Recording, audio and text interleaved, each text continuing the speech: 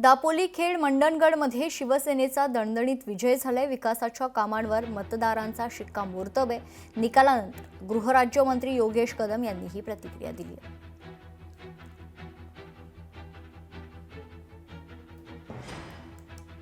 दापोली खेड मंडणगडमध्ये शिवसेनेचा दणदणीत विजय झाला असून यावर आता योगेश कदमांनी महत्त्वाची प्रतिक्रिया दिली आहे। दापोली मतदारसंघ हा शिवसेनेचा बालेकिल्ला होता, शिवसेनेचा बालेकिल्ला आहे आणि शिवसेनेचाच बालेकिल्ला राहणार।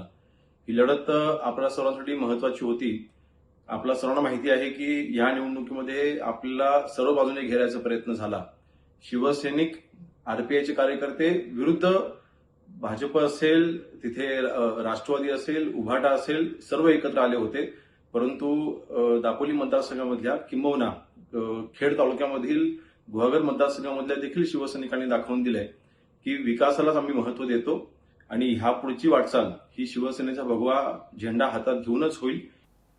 सध्याच्या निवडणुका या विचारांच्या निवडणुका नाहीयेत। निवडणुकीत अनैतिक मार्गाने पैशांचा वापर झालाय। माजी खासदार विनायक राऊत यांनी शिवसेनेवर टीका केली आहे।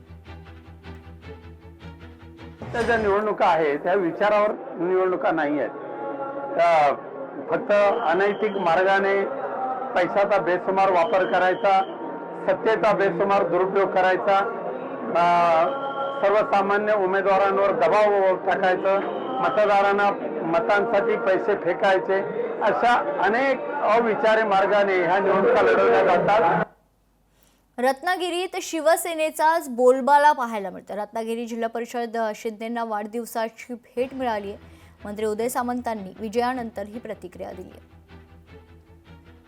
आज माननीय एकनाथ शिंदे साहेबांचा वाढदिवस आहे आणि अजितदादांच्या निधनामुळे कुठचेही सत्कार स्वीकारायचे नाहीत असं माननीय एकनाथ शिंदे साहेबांनी ठरवलं होतं।